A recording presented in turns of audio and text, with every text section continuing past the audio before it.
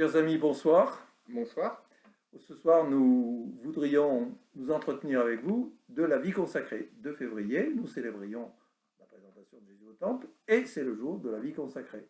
Donc, nous avons choisi ce dimanche justement pour parler de la vie consacrée, prier pour les consacrés.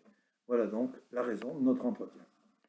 Et donc, on s'était dit que ce serait intéressant de se demander un peu qu'est-ce que c'est que la vie consacrée et de fait, insister un peu sur la différence entre la vie consacrée d'un côté et les ministères ordonnés de l'autre, puisqu'on ne parle pas de la même chose quand on parle de ces deux réalités d'église. Et donc, c'est intéressant d'avoir un peu les idées au clair sur ce qu'est l'un et ce qu'est l'autre. En effet, dans l'Église, il y a ce choix libre pour les hommes, particulièrement. On va parler des hommes parce que ça va être intéressant de voir qu'il peut y avoir le choix justement du ministère ordonné, diacre, prêtre par exemple, et de l'autre côté, la vie consacrée où il y a une diversité d'engagements possibles, moines, moniales, religieux, religieuses, instituts séculiers, vierges consacrées, veuves consacrées, etc., etc. Même si bien évidemment tout ce qu'on dit de la vie consacrée masculine, on peut le dire de la vie consacrée féminine. Voilà.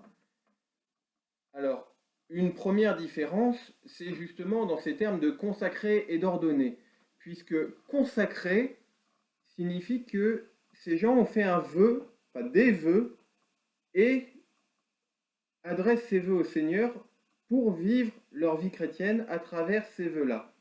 Ce qui est un peu différent du ministère ordonné, puisque prêtres et diacres sont ordonnés par un sacrement de l'ordre. Donc la nature même de leur être et de leur fonction n'est pas la même. Justement, être ordonné, c'est pour une mission, alors que être consacré, c'est en vue d'une vie chrétienne, de toute la vie chrétienne, d'une manière un peu différente. Ça se traduit concrètement dans la réalité, ça se traduit par le fait que les consacrés sont rattachés à une congrégation, à une famille religieuse, si vous voulez, tandis que les prêtres, diacres, ordonnés, évêques, eux, sont rattachés plus à un territoire, vous savez, au diocèse. De même que le responsable d'un prêtre, d'un diacre, c'est l'évêque, alors que dans la vie consacrée, le responsable ou la responsable, c'est le supérieur de la communauté, de la congrégation, ou la supérieure de la congrégation. Alors vous nous direz, il peut exister des prêtres religieux consacrés. De fait, il en existe, mais ils sont d'abord religieux, donc ils sont d'abord consacrés, et pour les besoins de leur communauté, ils sont ensuite appelés à l'ordination. Mais dans ce cas-là, le premier appel pour eux, et celui qui définit le plus, ce sera cette vie consacrée. Et c'est bien pour ça que beaucoup de religieux prêtres vont dire « je suis d'abord religieux ». Vous le savez, parce que vous les avez vus, par exemple les dominicains, vous avez vu qu'ils venaient de temps en temps célébrer la messe aussi dans notre paroisse, eh bien ils sont dominicains, rattachés donc à la famille de Saint-Dominique. Ils peuvent être prêtres, ils sont prêtres d'ailleurs ceux qui sont venus, et ils sont prêtres aussi, mais d'abord, donc c'est leur congrégation qui a choisi finalement d'être sur le territoire de notre diocèse. Ensuite, on peut dire qu'une des caractéristiques qui est vraiment propre à la vie consacrée, c'est cette insistance sur la vie en communauté.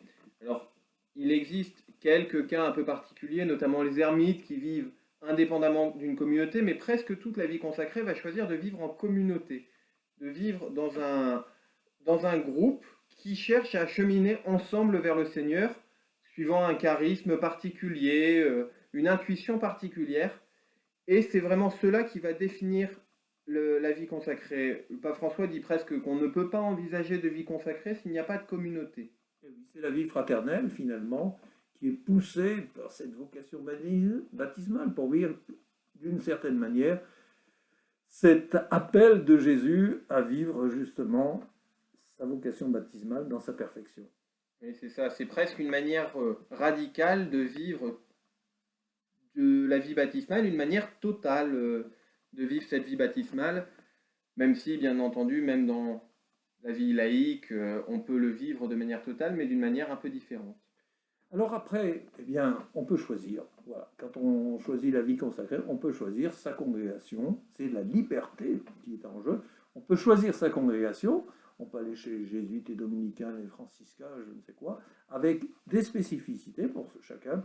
Il y en a qui s'attachent à servir les plus pauvres, il y en a d'autres qui s'attachent à être des éducateurs, il y a d'autres qui s'occupent de la santé, et que ces gens, de la communication, enfin, il y a des ministères et des styles particuliers, des charismes qui fait que on peut choisir non seulement la spiritualité de sa congrégation, mais en même temps aussi le service qui est accompli par cette congrégation. Voilà, on espère que ça répond un peu à vos interrogations sur ce sujet. C'est intéressant de pouvoir rencontrer à l'occasion telle ou telle communauté, tel ou tel consacré pour échanger, lui demander ce qui fait son charisme, sa spécificité. Voilà, on vous souhaite une bonne fin de journée et puis un bon dimanche. Bon dimanche à vous. À Au très revoir. bientôt.